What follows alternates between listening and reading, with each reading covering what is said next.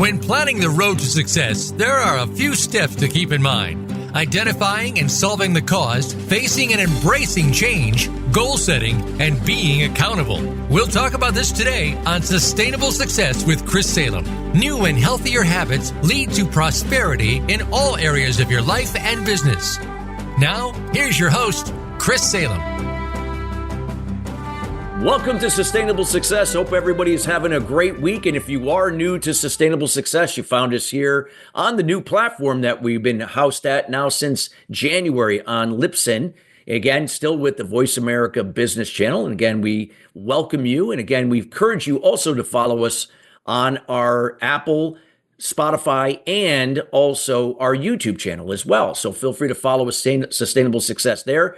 And also our Facebook group that's been around for almost 8 years since the inception of the show at Sustainable Success 2017. There you'll find many of the guests, subject matter experts that we've had each and every week over the years share their words of wisdom and insights to help elevate you and your business to the next level. And again, if you'd like to hear any future content that has not been covered here on the Sustainable Success Show, feel free to reach out to our team here at Chris@sustainablesuccess.net. That's Chris@sustainablesuccess.net. Today's show is being brought to you today by Alumni Direct. Alumni Direct is a new social media community platform dedicated to bringing alumni together from all different generational types and an opportunity to meet new people for the first time.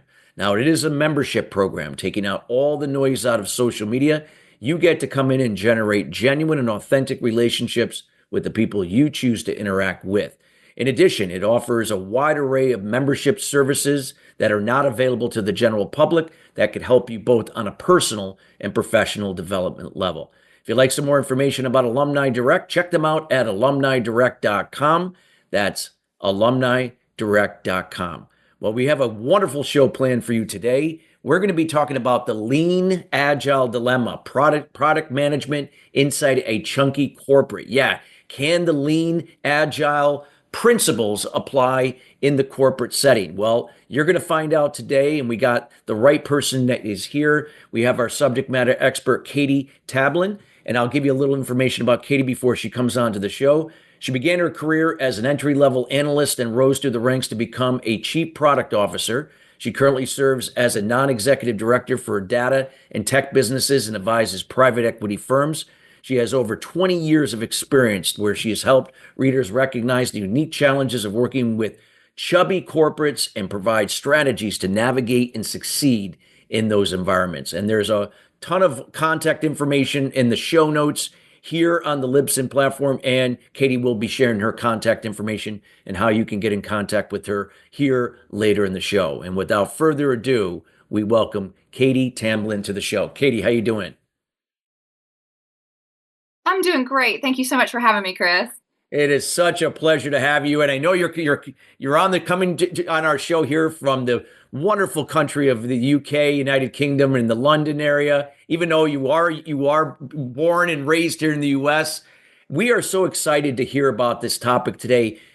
I always like to ask our guests that before they talk about the subject they're going to be discussing today, what kind of led you down this path of, in the area of product management and lean agile principles as it applies now in the corporate setting? Well, it started way back. I originally, in the early part of my career, I was an economist. And so I lived in spreadsheets. And yes, I am that old. We did all of our forecasting and all of our publication of our forecasts through Excel spreadsheets. And eventually, we decided we were going to need a web platform in order to deliver that information. So I experienced my first web development project and my first exposure to what was back then still pretty waterfall. And then before we knew it, we had to rebuild that web platform. And I was interested in, so the more I got exposed to how what we did as economists could be delivered via web platforms, and the more interest I developed in software development and learned more about lean and agile development principles, And then I'd worked on a number of these projects, and they just got more and more painful. It was like even more painful than house building. I just couldn't see how teams could get it so wrong with regards to budget and time that it was going to take to do these things. And so what led me down this path was trying to understand and reconcile where so many of these projects went wrong, and then start to learn from those projects and start to think about things in a different way. Wow, that's great. Thank you for giving the backstory on that. And so when we look at, the topic that you're going to discuss today with, lean agile methodologies, a lot of times people, when they hear about lean agile methodology, we think of startups, smaller organizations. Now, when you get into companies and, you got layers of management and other things, the red tape, so to speak, as they say. Discuss where those applications can apply in helping companies, larger companies to, either become more creative, innovative, grow, expand, what you feel like you'd like to share. Yeah, and I think it's really interesting, and you're so right. I think we idolize lean startups, and for good reason. When they go well and they take off, it's super exciting, and it comes with huge financial returns. And I think so often we forget the millions and millions that didn't make it out of that. Oh yeah, well, there's probably a lot more than that. I can attest, being on the investor side of that equation. I've had some winners. And I've had losers. And it's really interesting. And it wasn't until, interestingly, my better half sold his company, his startup, and went very quickly from running a lean startup into a chunky corporate, into a big organization. And watching him and kind of going through that with him, a lot of what we had things that have been kind of swirling in my own mind just started to make a lot of sense, because I could see the juxtaposition of the lean startup mentality and the chunky corporate mentality right next to each other. And I had gone through similar in my own career through acquisitions, but always on the chunky corporate side, not on the lean startup side. And what I started to realize is that there is a maturity curve, a business maturity curve. And most companies start off as lean startups. They should, that's right. That is the right fit. And so they start these development principles in a very lean way, but then they scale. They start to get some financial success. They start to make some money. They attract investment. They hire more staff. And the way that those resources flow into the organization changes the values of the organization. And as they may start with VC funding, which is pretty risk tolerant, but as they grow and as they mature over decades, in a lot of cases, the investors will transition to more, private equity or public funding. And so those are less risk tolerant investors. And as that shifts, the focus shifts from innovation, that lean startup, constant innovation in product development, to predictable performance. Those investors want, every month, they want to know exactly how many units you shipped and what your financial performance looked like. And that's really different. Yeah, absolutely. So true. And when you're looking at companies, is it like, now let's say companies that are established, it could be, it doesn't have to be a Fortune 500, but let's say, what would be that process of bringing some of those principles in, like if it were like a startup, in those situations, or maybe if there's stakeholders involved, or if it's a private company, that either one, it doesn't matter. Yeah, absolutely. I think the key thing is, we always want to innovate. It's making sure that when we use those terms, the lean, innovation, agile, that we mean the same thing.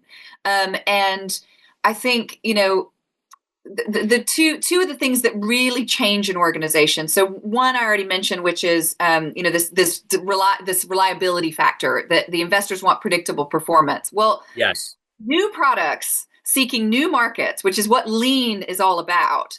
That is not going to give you predictable performance. It is margin diluting in the short term. Yes. Because you've got to try and fail a lot, and you've got to build software, and some of you're going to find a market for it, and some of it you're not. And most investor-backed organizations, they want to go into markets by acquiring an established business because that is much more predictable than trying and failing in different markets. So where we focus our innovation is different. We're not going to focus like, those investors don't really want you. They may say they do, but I don't think they really want you to focus on finding new markets and new products because of the failure and the dilution of your margin that comes with the failure that is inherent in that creative process. What I think is that, investors really want you to innovate around how you do what you do, not necessarily altering. But product people, when they hear, and tech people, when they hear Lean Agile, they immediately jump to the new products. And of course, product people want to build new products. That's the fun stuff. So, I think you have a lot of product teams that are always trying to come up with a business case for the new big thing. And, I spent a fair bit of my career writing business cases and then getting them shot down. And it took me so long to figure out why they were all getting shot down. And it's around where you want to spend those innovation, energy. I think that's one of the biggest differences. Yeah. So talk about that, because like you said, even with established companies, you got to develop new products. You have to enhance products or services or new technology, whatever that be. And a lot of times, sometimes, like I said, you got lots of certain people you got to go through to either say, yep, we're moving forward, or that's a priority, or that's not a priority, and what would be some things you could share with, the more of the corporate listeners here that might be in that kind of like in that situation or living in that reality? Well, and I think, it's no surprise that as an organization scales and you add resources and you add staff, there are more personal relationships you have to manage, right? Yeah.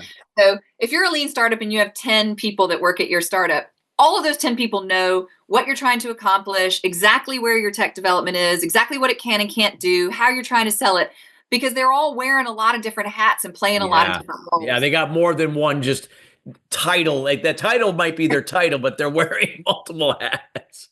And they all probably know each other. And they're probably, whether it's virtual or in person these days, who knows, but they're all together all day, every day, right? Because they're just not that many other people to spend, your working time with. But as your organization scales, naturally, people start to get siloed into areas of expertise. And that is the way that larger businesses seek efficiency. You put experts in expert roles, you put discipline and process around what they do to make sure that you're not wasting time and energy. And in doing that, what you're doing, though, is creating a shift in where you need to focus. So you've got to communicate across a much larger number of people who don't all have the whole context. And that's why it becomes so important that when we say and use terms like lean and agile, that we all mean the same thing. Because what I've observed at a lot of organizations is your board and your leadership team are batting around lean and agile and innovation, but the way it's being interpreted and delivered on the front lines in these tech projects is totally different from what they actually mean. And that's it's the game of telephone you're playing between the senior leaders and the thousands of people and millions of decisions that are made in the day-to-day of building that software and actually coding it. Yeah, exactly. No, I think that's great what you're sharing here, and so true.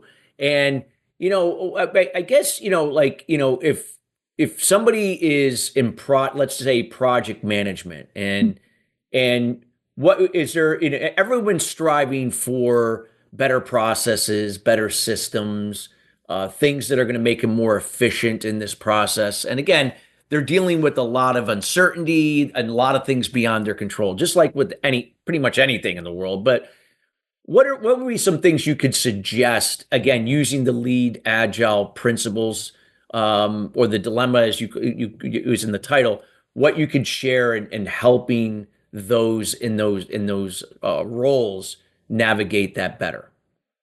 It's a great question. And I think there's a couple key differences that make Lean Agile, where we need to adapt Lean Agile to work in these environments. And there's really three things I think that are fundamentally different. One is that I've mentioned twice, but not explicitly stated, which is, even in the lean startup, it's stated explicitly that if you are just focused on executing, these lean principles are not for you. I think what chunky corporates need to recognize is they are more focused on execution than they are on innovation. And that comes back to that. And can you distinguish there? Because I think that's a great point what you said. If you could really clarify between that innovation and execution. Yeah. So if you are selling products that exist, and to your point, you always want to add new features. You always want to improve you want to maximize your yield, and you're going to add things here and there. But you fundamentally have a mature product stack of stuff that you have. Then your focus is going to be naturally in your tech and product teams on executing the sales of that product stack. So it's not to say that you don't innovate. It's about where you are over-indexed. Whereas a startup is going to be constantly innovating to try to figure out what the products are that are going to sell, and that's something that is explicitly stated. If you're building products that already exist, then you don't need lean principles, because you should be doing that focus on just executing, and you have existing software that has to be maintained. And so your tech resources are going way more towards maintaining a huge ecosystem of web platforms and applications rather than building them new. So that to me is the first fundamental point. Yeah, no, that's great point. Now, and I know we got about 3 minutes till our first break, but anything else that, before we get into some other areas, because we'll have more time in the second segment. Anything else that from what you just shared, you wanted to elaborate in that area, to kind of really, connect the dots for those in those roles, product managers or anybody that's involved directly, indirectly in that? Yeah, so I think if we're talking about, and I said there are three things, so I should say what the third one is. So there's the execution, not innovation. There's the volume of relationships. The third one is data, how you manage data. So we'll talk about that in the next segment. But I think, as we're talking about how you maintain platforms, I think the things that is so often overlooked is I've worked on a number of projects where we have a leadership team that says, okay, I want you to re-platform. And a lot of people, I imagine, listening will be familiar with the term replatforming. It is not one that dictionaries recognize. But what it basically means is you've got a software platform that delivers your products, and it's old, and it doesn't really, it's not fit for purpose anymore. And a lot of the companies, chunky corporates I've worked at, it's maybe 15, 20 years old, the software. So you got to replace that software. And when you rebuild software, it's a completely different game. So rebuilding a software, but to do the same thing it was before, it did before, is called replatforming. You're not building something fundamentally new. You're trying to build a better, faster, more modern version of what you already have. Yeah. I guess it's like like enhancing, right? You're just enhancing what you've already done. And that can cost millions. And yet your customers will only get a faster, better, more modern version of what they already have. So it's really difficult from an investor standpoint to invest millions for what is not an additional return. It's simply securing the execution of predictable financial performance that you already have. Yeah, exactly. Wow. Yeah, that's so true. And it's so important. I know you're going to get into the data here shortly. Anything that you would like to sum up in the next 20 seconds before we go to break about what you shared here in the first segment of the show to kind of illustrate for any of those that have that are joined us a little later? Yeah, I think the key thing in the first segment is we talked about how a company changes and transitions from a lean startup as they attract investment resources, staff, people, they scale up, and then they end up in this performance plateau of chunky corporate where they're not kind of achieving that rocket ship growth anymore. And a lot of times that's down to the misapplication of Lean-Agile. So in the second segment, we can really dig into the detail of how to get out of that performance plateau and back to growth. Okay, great. Well, this has been wonderful. And again, if you're joining us, we're talking about the Lean-Agile dilemma, product management inside a chunky corporate. Again, implying Lean-Agile principles in the chunky corporate setting. Again, we encourage everyone to go back and listen to this first segment, including the entire show. Valuable insights here from Katie Tablin. And we got to go to break, everybody. When we come right back, We got more to come on the Lean-Agile dilemma, product management inside a chunky corporate. We'll be right back.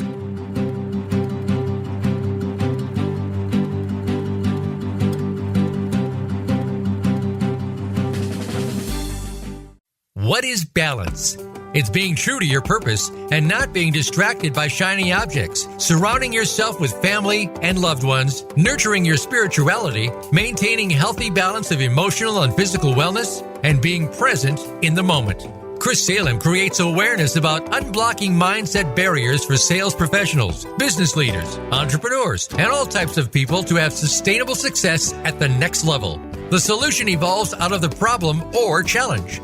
The issue is that many people and businesses manage the effect but do not address the root cause. You now have an opportunity to live your life and operate your business in the solution rather than the effect of your challenges. Schedule a time to chat about your goals and the person you desire to be by going to ChristopherSalem.com. We have group consulting calls, one-on-one, and other programs to assist you. It will be the best thing you do for yourself to see how sustainable success is possible for you in your life and business. Join us at the next level. Visit ChristopherSalem.com. When it comes to business, you'll find the experts here. Voice America Business Network.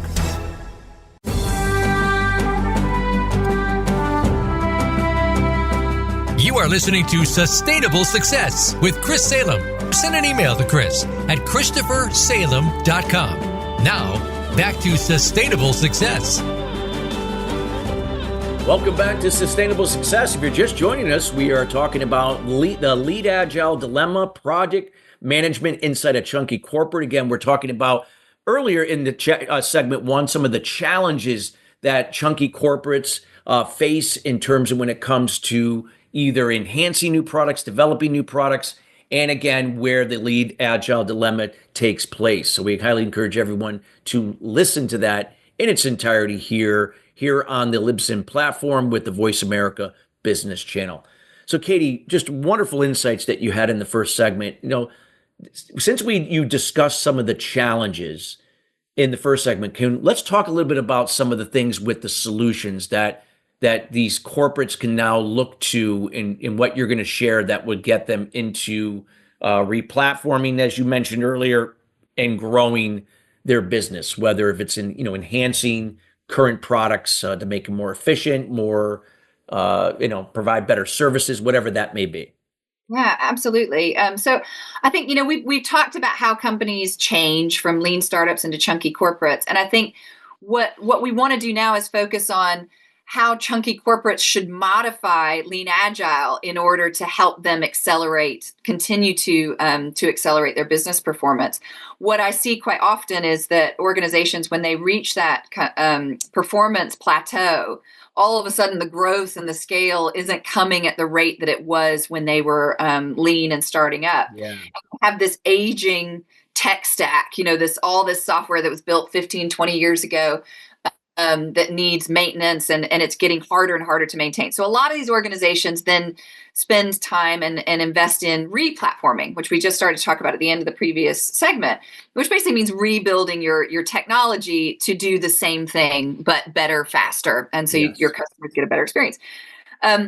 This is where Lean Agile starts to really need adaptation in order to work for replatforming, because Lean Agile, the combining of Lean principles and Agile development methodology, they were really written with new product build in mind. And when you are building software for the first time, and particularly if you're applying Lean principles, you're looking for markets. You're not selling an existing product in existing markets. That's a very different ballgame, because you don't need a bunch of process. You've got a small team. The 10 of you working together can manage each other. You don't know what software features you want to build. You're trying to figure out what software features will sell. And you don't have existing data, usually. You're building software and your software will create data once it starts being used. But it's not often that a software company comes in with a whole bunch of existing data. So those three things make rebuilding existing software a very different ballgame. And so what do we need to do? How does that how should we act differently? Well, when you are rebuilding existing technology, the first thing you got to do is get your data in order. So a lot of organizations scale up through acquisition.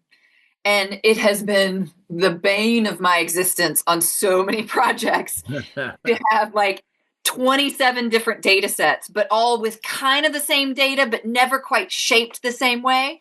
So I'll give you a really infuriating example is, in the US, we have our dates that go month, day, year. And in the UK, we like to flip it round so that the day comes first and then the month. And nothing is more soul destroying than trying to align two data sets like that. And figuring out, it's all those little tiny details where you mash two data sets together and then you realize, hang on a minute, half the dates in this one don't make sense. And then you realize, oh my God, I had UK dates coming from here and I had US and now they're all mashed together and I don't know which ones are what, So it's all this stuff, all these problems that data throw up. And that's not really addressed in Lean Agile principles, because that's not really an issue if you're building software for the first time. So one of the first things we need to do as we adapt Lean Agile for chunky corporate world is get your data house in order first. Before you start to rebuild your software, pull in the data from all the different feeds, all the legacy systems, all the acquisitions, all the random databases you built, and get it clean and in shape, and so that you understand what kind of data your software is going to be dealing with as you rebuild it. So that for me is a fundamental one. Yeah, no, that's fabulous. I love that. Love that there. And, as we look at some of these other solutions, what you talked about, replatforming and enhancing, what would be some other things that you would recommend to, as companies transition to chunky corporates, or if they're already there, incorporating other types of, the Lean Agile principles? Well, I like to use the analogy of a house, and if you to try to compare and contrast replatforming versus Lean Agile. Yeah. I by the way, I use the foundation to a house for a lot of the things I speak. I love that. So go ahead. Oh, good. Yeah. Oh, it works well for a lot of things. But if you think about, so if you were to build a house in the truly Lean Agile purist way, you would build a living room. And then you would ask the family to move in and tell you what else they want. And you might put in a fake door that has the word kitchen on it and see how many times somebody tries to open that door. And then you would use that information to decide if you build a kitchen next. That is how Lean Agile works. It's like, build the smallest minimum viable product of software that you can and get people using it, and then use fake doors and very A/B testing and all these things to figure out what people are going to use the most. Yes. Replatforming, though, is like taking a family that already live in a 5-bedroom house and asking them to move into a living room is not going to work for them. So like, it's reverse. Yeah, exactly. It's like you can't. So if I live in a tent in the garden and you ask me to move into a living room, I'd be like, yay, let's do it. Oh, I got it. It's not, it's going to be, I'm shielded by elements better. Exactly. So that's like a person who's never had the product before, this is an upgrade for them because they've never had anything like it. But giving someone a minimum viable software product, a minimum viable product, when they already have a full platform that they use every day, that doesn't work, because it's like telling someone to go from their 5-bedroom house into a living room. They're going to, no, why would I do that? I don't need a fake door to tell you that I need a kitchen. I just will tell you, I want a kitchen. I want 5 bedrooms. I want 4 bathrooms. I want, because I have it already. So the biggest difference between replatforming, building a newer, more modern version of software that already exists, is that the features. And let's pause for a minute and go, hallelujah, we know the features. So lean startups don't have that, that luxury. They're trying to figure out, they're going to have to fail. They're going to build a lot of features that don't get used. But chunky corporates with existing product stacks have this amazing wealth of usage data. And so they know what features their customers use, and they know what they can monetize. So, but if, what happens quite often is then you go into a replatforming project with a Lean Agile mindset, and the Agile purists and the Lean purists are going, no, don't tell me what features to build. We got to get a minimum viable product out there, and we got to get our customers using it. But then customers, they won't use it because it doesn't do everything. Your minimum viable product is a replica of the platform you already had. And if it took you 10 years to build that platform over the 10-year life of your company, why do you think you can rebuild it in 6 months? Yeah. That's not logical. Yeah. Wow. So that makes sense. No, thank you for sharing that. And, and we encourage, listeners that are, listening, take notes, because this is, great information. Go back and listen to this again. And again, you'll have a chance to reach out to Katie here later. If you could share other things that you feel organizations, when we look at this particular area, Katie, what should be other things in mind if we're, because every organization is operating on short-term objectives, somewhere in the middle, and again, long-term objectives. And again, the bigger the company, it's public, stakeholders involved, they're obviously going to be looking for those short-term objectives. And I know you covered a little bit, but what would be some of the things you can share, insights that could play into what you've shared here to address those areas? Yeah, I think the first thing is we need our business leaders to use the right language and to understand the implications of asking their teams to be lean agile. I think a lot of business leaders and investors don't realize that when they say to their tech teams and their product teams, we want you to be lean and agile, that comes with very specific connotations that they may not necessarily mean. And so they may send hairs running, with product people that are like, oh, he wants us to be lean, she wants us to be lean. So now we're going to go find all these new features in new markets. And then they end up diluting your margin. So don't ask them to be lean in the software methodology sense, unless that's what you mean. And same with agile. Don't ask them to be agile when what you actually want is process documentation and a set list of features to be rebuilt, because agile purists will retaliate against that. And what it creates is this us versus them culture, where you have product and tech people who are lean agile purists being like, they don't know what they're talking about. They keep telling us to do this, but then they're also asking us to rebuild the software, and you can't rebuild the software in lean agile, so it creates this friction. So when if I'm hearing this, and this is oftentimes the issue in a lot of work, especially as the companies get bigger, is this is a communication issue. And sometimes we think we're communicating that effectively when in essence, it's all based on assumptions and speculation on any of the parties involved. What would you recommend, in terms of communication, some things, especially with, now in these organizations, as they get bigger, there's more diversity, there's more, multi-generational types, different personality types, ethnic backgrounds, all of those can play a factor in how we perceive what we hear and process and so on. 100%. And I think you're spot on.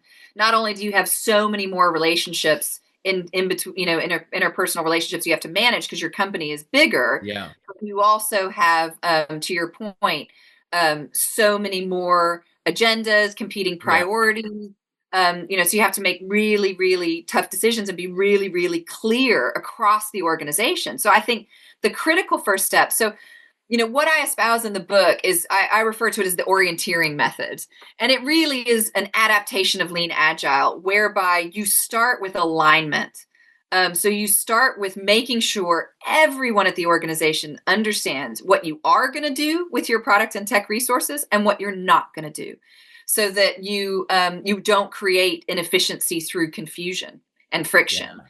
So I think getting the management aligned, and making sure management understand what replatforming is, and that they're aligned with their tech leaders and throughout the tech organization, and product with what is going to be the space and what are going to be the resources that we are going to set aside for new product development, and what are going to be the resources in the budget and the headspace that we set aside for modernizing what already exists, and how do we reconcile the two? So openly having that conversation and making those decisions and keeping that alignment. To me, that's step one.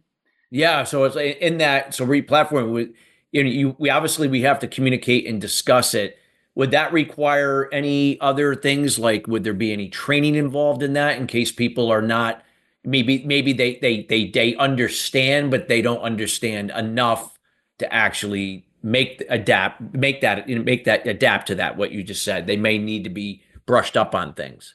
100%. So I think change management is vastly underestimated and underserved in these projects. A replatforming project is a huge change for your customers, for your colleagues, and for specifically for your product and tech team as well. So, everybody needs to be brought up that curve. And one of the things that's funny, you mentioned training is, I see so many relationships between sales and product that are suffering with misalignment because the sales team are not trained on how much leeway they can give when they talk about their products. Like, are we selling fixed products? Can I promise a new feature that hasn't been built yet?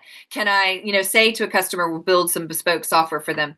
If those things aren't aligned, so if your salespeople and your account managers, the people that interact with your customers, if they aren't 100% aligned to your product and tech strategy, they will create problems for your product and tech team. It's like that game telephone, right? Yeah. You say one thing, by the time it gets to the other, it's totally out of the original context. Yeah, 100%. And then you've got a customer who says, well, the salesperson promised me this new feature a year ago, and a product team saying we were never going to build that. Like, there was no way. So you've got to get that alignment horizontally and vertically across the organization. And I already mentioned, step 2 in the orienteering method, which is get the data right, invest in the right data resources.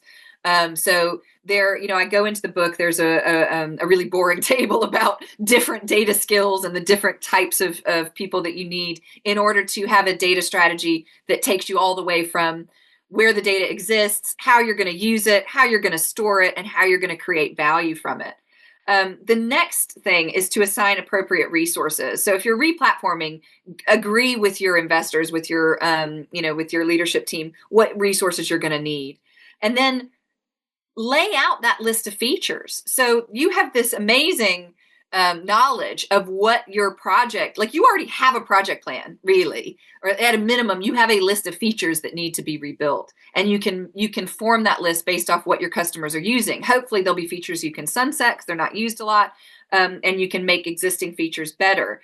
But I see a lot of these projects go off the rails because people get sidetracked by the shiny new product, and then they forget to rebuild the existing functionality. You got to rebuild the existing functionality first, or else your customers are never going to switch from the old platform to the new. Yeah, like you said, you just can't just drop what's been working to you gotta make sure that again that's still efficient, that then you can look at the other area. It's going to sound like this would never happen when I say that, when I recount this story, but I can tell you it's happened to me. I've seen it. I've observed it multiple times. I've seen companies go out and say, we're going to replatform. We're building a new platform, and it's going to do the stuff that our existing product stack does. But then they start completely with Lean-Agile in mind. And so they go build something new that does kind of the same thing, but they don't have the data from the old platform in it. And they get sidetracked by customers. So they get customers using it. They go back to that MVP thing. So I want customers using my new platform as soon as possible. And they can't be my existing customers because my existing customers won't use the new platform until it does all the stuff that the old platform does. So they get new customers using the new platform. Well, then they get sidetracked because those new customers take the platform in a different direction. They ask for new features that don't exist on the old platform. So the new platform team builds those. And I once looked at an acquisition and I was like, this is a red flag coming. Let's not invest in this because I think this could go sideways. And sure enough, 2 years later, reconnected with that company, and they still had 2 different platforms. One that did kind of the same thing, but they couldn't get the data from the old platform into the new one, and they couldn't get the customers from the old platform to the new one because it had gone in a different direction. And so now they didn't re-platform. They now have 2 platforms that they have to maintain, twice the maintenance cost. Oh, wow. And no plan for getting off the old one. And the longer those platforms diverge, the harder it's going to get to bring them back together. Yeah. No, so it's such valuable insights that you shared there. And again, going back what you were saying, the communication is so key in every aspect of that process there. Yeah, absolutely. Wow. Wow. So cool. I know we're near the end of our second segment. We're going to be going into our last segment here, but again, anybody that is just joining us, we've been talking about the lean agile dilemma, product management inside a chunky corporate. We're here with Katie Tablin. Again, you'll be able to get her contact information here later in the last segment of the show here, coming up soon, and also in the show notes. We got to go to break, everybody, but we'll be right back.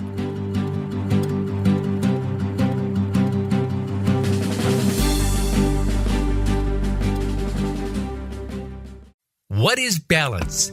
It's being true to your purpose and not being distracted by shiny objects, surrounding yourself with family and loved ones, nurturing your spirituality, maintaining healthy balance of emotional and physical wellness, and being present in the moment.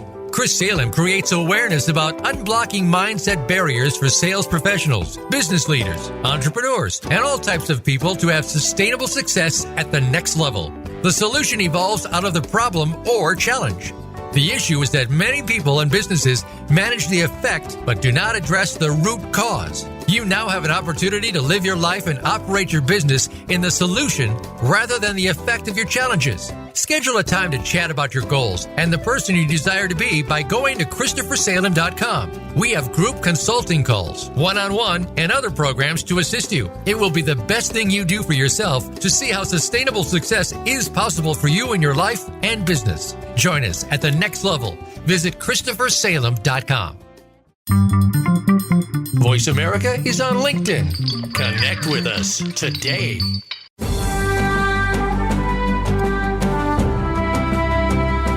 You are listening to Sustainable Success with Chris Salem. Send an email to Chris at ChristopherSalem.com. Now, back to Sustainable Success. Welcome back to Sustainable Success. If you're just joining us, we're talking about the Lean Agile Dilemma, product management inside chunky corporate. Again, Katie Tablin, our subject matter expert, has shared some valuable insights over the last two segments that we highly encourage everyone to check out.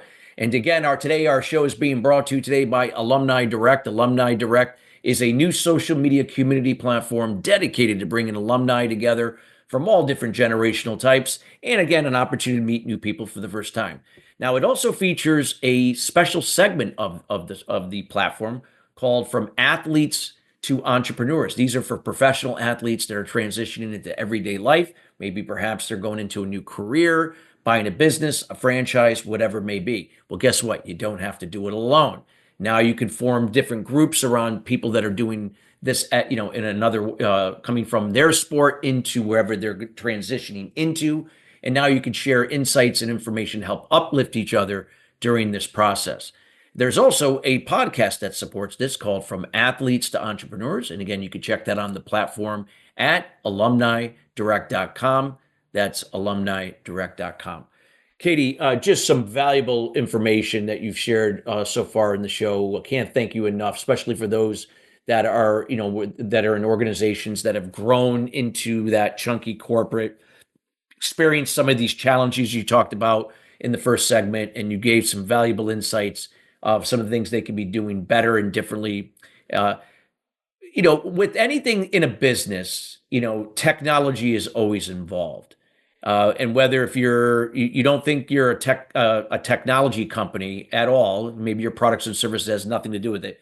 Technology is part of the process, but there's a human element to that as well. And can you talk about, again, that the coming together of the technology with the human element, with what you shared here today?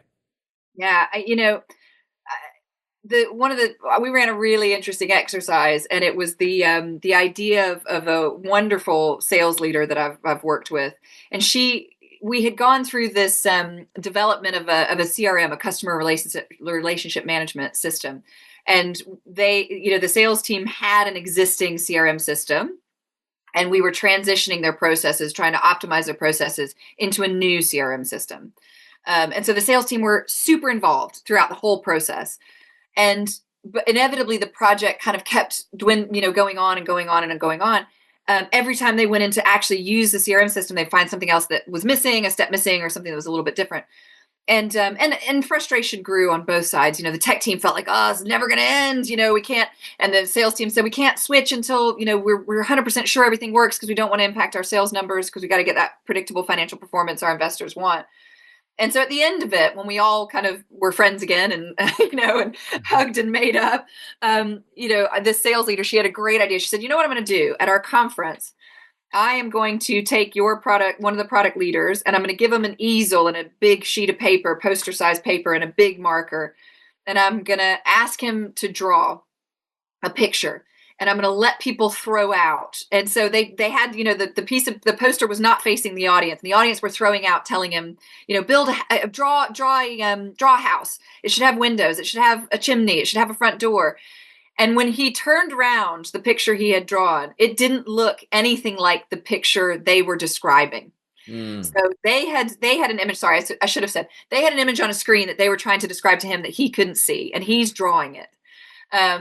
And so basically, it was a fantastic exercise in this audience was all looking at the same picture of a house and describing it to a person who couldn't see it. And when he drew it, it didn't look anything like the house they were describing. So, it tells you communication is so much harder than we think it is. It's not something we graduate. It's always evolving and learning, no matter how better we get it, but we always improve. Yeah. But feel free to keep sharing on that. Yeah. And so, I think what we forget, and so her point, and I think it was so brilliant that she did this, she wanted the whole room to appreciate how it's easy to point fingers and say the tech team didn't build what we wanted them to build. And for the tech team to say, well, the salespeople didn't tell us what they want in enough detail. That's easy to do. But the reality is we are all one team, and we are all as effective as we work together and how effectively we communicate. Building software, people forget it's fundamentally a human enterprise, because it's people that write the code these days. Even if AI writes the code for us in the near future, and it does in some places and in some organizations, but not most, even when that happens, it's still going to be a person asking the AI to write it. Well, it's being prompted. Yeah. Yeah, exactly. So there is a person, crafting this vision. And in large organizations, there are lots of people crafting these, and getting that alignment and that communication and those relationships and keeping them strong is critical to getting a lot of people pulling in the same direction on one of these projects. I like to think of large enterprise software projects as a lot like puzzles. You get a lot of pieces and a lot of engineers, and so you'll have a team of engineers, a Scrum team of engineers, to use the Agile term. Yep, I know that Scrum Master. Yes, exactly. So you have a Scrum team and a Scrum Master but imagine each one of those in a large organization. Imagine each one of those Scrum teams is building a piece of a puzzle. Yeah. At some point in a large enterprise software project, all those pieces have to fit together. But you don't make a puzzle. You don't manufacture a puzzle by cutting out, by building each piece and then hoping it fits, right? You do the whole thing and then you cut it. Exactly. It's actually much harder. Imagine, put yourself in the shoes of someone trying to make a puzzle by carving each piece. That's what you're asking. When you ask 10 Scrum teams to each build a piece and then hope it fits together, that's basically what you're asking them to do. And if you don't have the human element accounted for across the teams, so Agile is great for managing communication and working together within a Scrum. Orienteering, my method, is about how you get those Scrums to work together, how you get 10 Scrums working together across their teams, not within them. So that's the adaptation. I'm not trying to rewrite Agile. It works great. I'm trying to adapt it for a situation where you have enterprise software projects, which are just fundamentally much larger. Much larger. Yeah, exactly. And it's a process for sure. And when you have those, because you mentioned the importance of communication, you talked about, like, in the Scrum setting, people all, like, they have to understand what each is doing in that, like in this case, creating their puzzle piece, so to speak, to put it all together to make sure it works. You mentioned communication, but like in terms of communicating and getting people, I always like to use the term huddles, like having, like, are huddles important in this process? And some people that don't know what that means. It's not like a 30-minute meeting. It's like, and it's not like going into a huddle in football, 30 seconds and calling a play, but it's a short meeting, so to speak, where you're very specific on with an agenda of what you have to address to move things forward. Yes, 100%. And I think those huddles should run across the scrum. A scrum master from each team or a leader from each team should get together at a huddle. And quite often I find that's what's missing, is they're focusing those meeting times within their team. And then when it comes time to fit what the different teams are doing together, if you had a huddle, a cross-team huddle, as effectively as you had the inter-team communication, I think teams would be much more likely to build stuff that fits together well. 100%. That's a great idea. And I like that term. We'll use that term. Yeah, please do. Yeah, I've used it in my leadership communication consulting business for years. And, usually the people that understood what, that like sports usually pick up on it quickly. But once you break it down, people understand it. And it's not your typical type of meeting where, things can go off on a tangent. Is there anything else, you'd like to share from what you were talking about, even not only in this segment, can even tie into everything you talked about, that you feel is important to really connect the dots with everything you shared here today on the show? Yeah, so I think if we go back, when we look at the kind of the arc of the Lean Agile dilemma, it's, from my perspective, it starts with this maturity curve. You're a lean startup at some point in your journey as a company, and you only have a few folks sat around, each one doing 10 different jobs and each one knowing exactly everything there is to know about the business. And then you attract those resources. And with the resources and the investment, your teams get bigger. You may spend as an organization 10, 20, 30 years in that scaling up phase. And you can imagine your kind of typical curve where you're shooting up, your revenue is shooting up, your profitability is shooting up, your resources are shooting up, your access to capital is shooting up as you attract investment. And that could go on for, decades. But eventually a lot of companies hit a plateau. And I think of chunky corporate as when you're in that plateau, you've scaled up beyond your optimal capacity. Yeah. You've kind of gone beyond. And I think of optimal capacity. I think in technology teams and in product teams, we reach the optimal capacity at a much smaller level than we think we will. If you look, and Agile reflects that, because, as those teams get bigger, the harder it is to coordinate across them, like we were just talking about. So I think it's very important that as a company, when they hit that plateau, it's often that they've got aging software. So their customer experience is not that great. Maybe their colleague experience is not that great. They've got a CRM system, but it takes 30 seconds to load a page, and it's clunky, and it doesn't have all the bells and whistles and all of that. So things are starting to creak from a technology perspective, and that has knock-on effects. It starts to impact your sales performance. It starts to impact your efficiency, and internal systems start to creak. And now, one of the things that is really important to be aware of as well is most organizations are seeking a subscription model these days because of the predictability of revenue generation on a subscription model. But an annual subscription model takes a long time to figure out that your products are no longer commercially attractive, because you've got this huge lag. So by the time you start to lose customers, you are years behind the curve. You cannot start a software replatforming exercise at the point you start to lose customers. Well, that's, again, you don't want to be you want to be proactive. And just because things are going maybe good to that point doesn't mean, become complacent. Always anticipating that change is going to happen with or without you, that you have to be on top of it. Yeah. So I think, again, being proactive about recognizing before you get into a chunky corporate plateau or even a slide back, being proactive about maintaining your product and your tech stack. And business leaders, especially, private equity works on cycles. And so if you're in an investment cycle, you want to make that upfront, that investment in that tech stack upfront in the cycle, so that you can get the benefit of it. So it's aligning your leadership and your tech and your product team around those core principles, and making sure that you are addressing that kind of stagnation that could be looming if you have gone beyond. And a lot of times think about scaling back to go faster. I've seen tech projects scale back from 100 developers down to 60 and get just as much done because the extra 40 developers that were beyond optimal capacity were just spinning their wheels doing stuff that wasn't part of the core feature set. Wow. No, just some great information. I mean, you have just delivered so much value. We're getting towards the end of the show, and I want to make sure that we take time to let people know how to get in touch with you. But again, I want to thank you personally for, taking time out of your busy day to be with us here on the show, sharing your words of insights, and also from the team here at Sustainable Success at Voice America. What would be the best way the audience could get in touch with you? What are you up to? Anything that you'd like to provide or share with them? Oh, thanks so much. So the easiest way to get in touch with me is my website, katietamblin.com.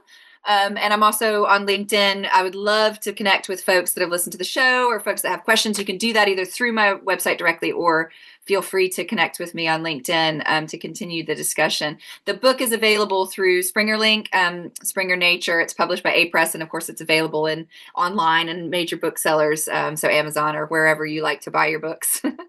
Well, we'll make sure that, again, all of that information will be in the show notes on the Lives platform under this show. So again, all of Katie's contact information, what she gave you, that will be here in the show. Before we conclude the show, Katie, in 20 seconds, anything else that you'd like to sum up or leave the audience on a note to take action? Well, I feel I should say, because sometimes some people have read the title of my book and they think chunky corporate is an insult. And so I feel I should clear the air and say it is absolutely not an insult. A chunky corporate is a great thing to be. As we think about how human and enterprise building software is, we also think about the people that work at our organizations.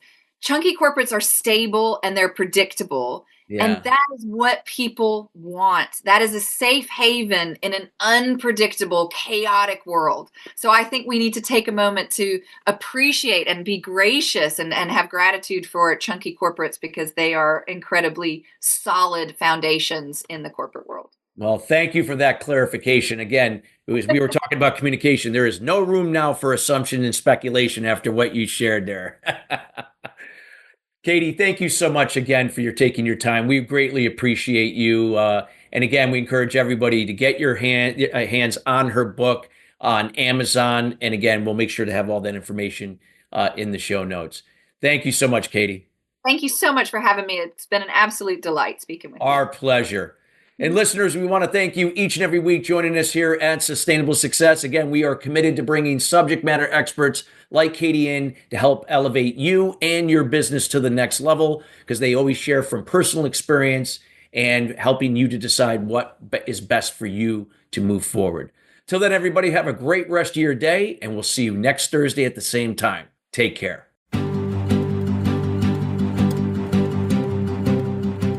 Thank you for tuning into Sustainable Success. Be sure to join Chris Salem and his guests every Wednesday at 12 noon Pacific Time and 3 p.m. Eastern Time on the Voice America Business Channel. Have an incredible week.